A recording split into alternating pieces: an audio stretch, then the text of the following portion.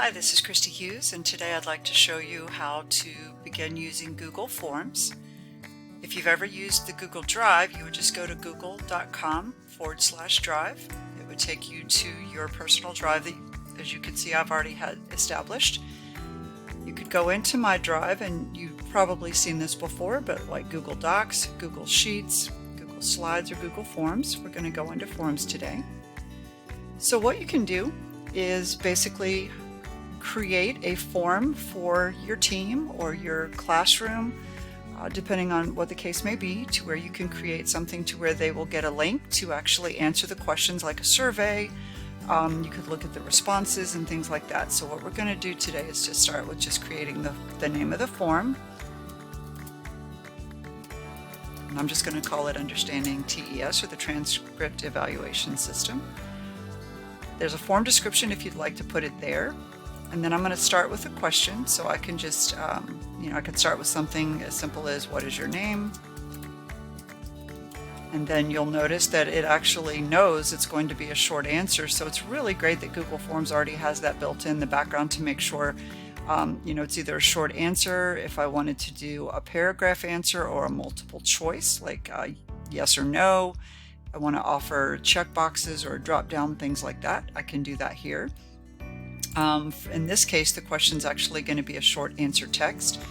I could click on the floating toolbar to add another question.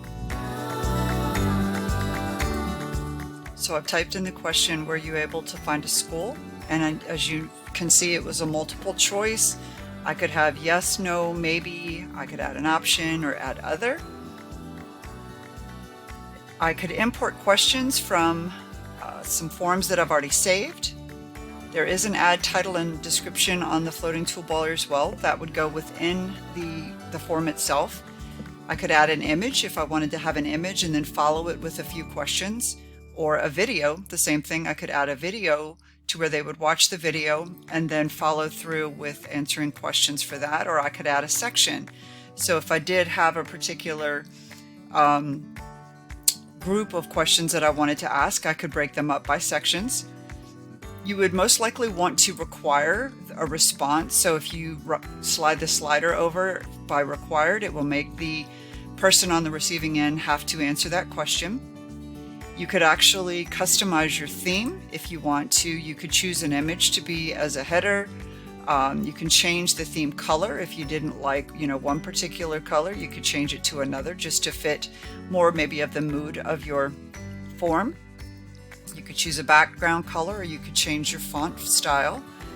If you wanted to preview this, you could preview it here, and you would see exactly what the end user that's filling it out would be able to see. Just make sure that you don't actually click the submit button, because that is actually the form, so it would actually send a response through.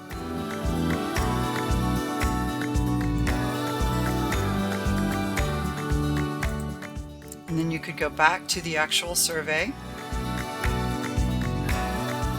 You could look at the settings if you wanted to collect email addresses, or if you want to get receipts when the responses are made.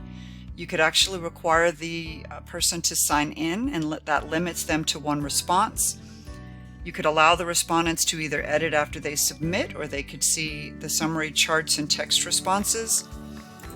Under the presentation, you could see the show progress bar, so they could actually see how far into the survey form that they are. You could shuffle the question order, however, it's going to shuffle the entire form question, so if you have sections, it could change the order that you wouldn't really want to do. As far as showing the link to submit another response, that's fine. You could actually create a confirmation message as well. And then from the quizzes, you could either make it a quiz, which assigns point values to questions and allows auto grading, things like that.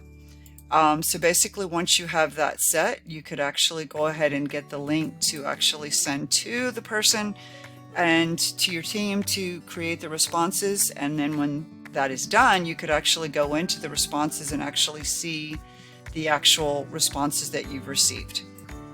So this is just a brief overview of Google Forms, and I hope that this tutorial has been helpful for you to show you how easy it is actually to create a survey response or form. This is again Christy Hughes. I appreciate you watching. Have a wonderful day.